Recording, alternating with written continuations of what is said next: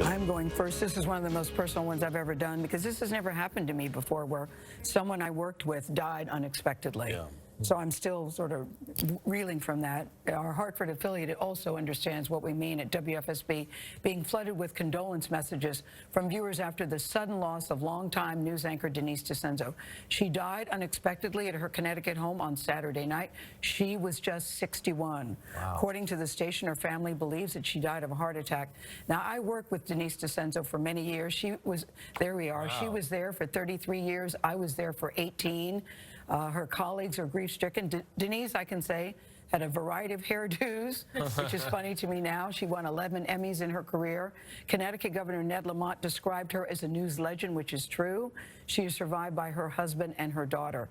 And this is the thing, guys. It's one of those things that's so shocking when you receive the news, because Denise at 61 was in great shape. Yes. She was in great health.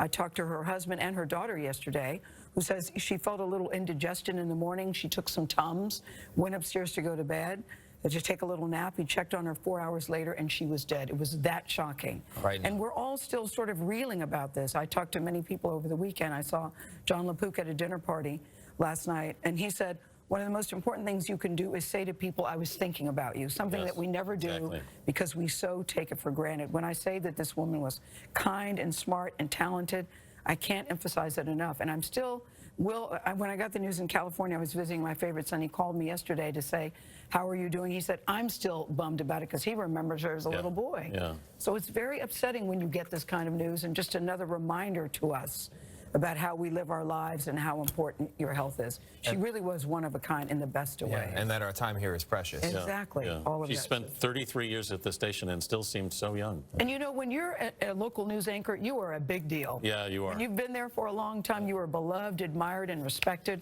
I remember when her daughter Catherine was born. I was talking to Catherine yesterday. Yeah. Her husband Wayne. I can't get over it. I know it's all part of life, but it's still very stunning to me today. So I'm thinking about Denise and Catherine and Wayne today. And of course, my friends at Channel 3.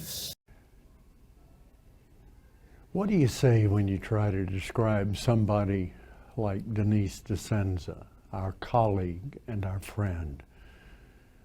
Well, I'd have to say whatever is true, whatever is noble, whatever is right, whatever is pure, whatever is lovely, whatever is admirable, if anything is praiseworthy or excellent, those character traits, when you think of them, describe Denise DiCenzo.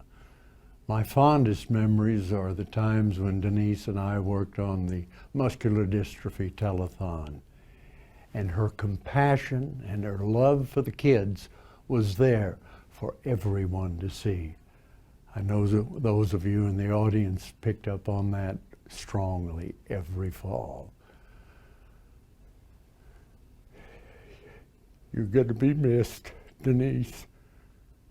We loved you. We admired you. We were honored to be called your friend and your colleague.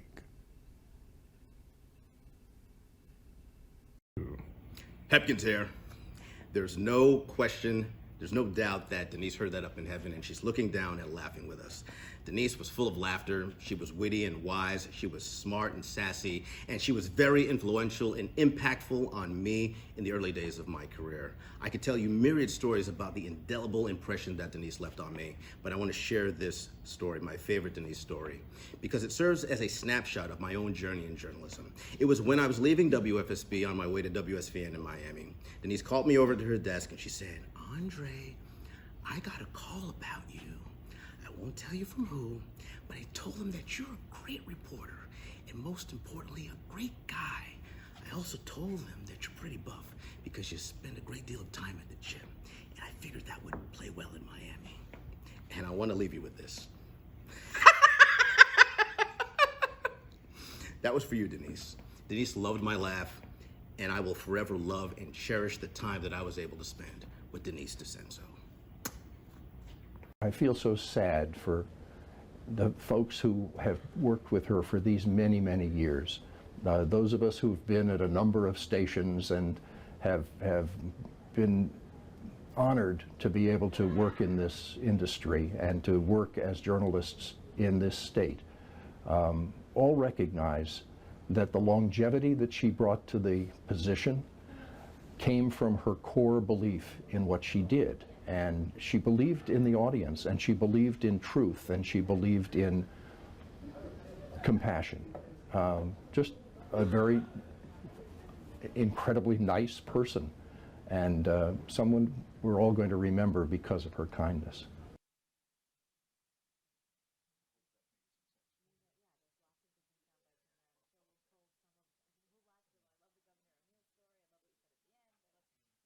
Everybody else, I've been trying to make sense of the senseless when all we can really do is think back on the good times with Denise. I go back to 1986. She was brought in to be my weekend co-anchor, and I remember sitting there, listening to her, looking at her, thinking, this woman is never going to be my co-anchor. She's just too good. And of course, we all know she was. Denise was a friend and a mentor. She was strength, warmth, and confidence wrapped up in the kindest heart I will ever know. I'd like to remember her beautiful voice. It was her kindness that always came through because she was truly kind, so calm, and so very reassuring, so connected to you, the viewer. My Channel 3 family is distraught because she was the foundation of that station, their conscience, their North Star. It's a big loss. Big loss for WFSB, a big loss for the media in this particular market, a big loss for the state because, as you said, she was known far and wide. She just walked into a room or in an auditorium or whatever, and people moved toward her, wanted to be close to her. And that's something you earn. And she earned it.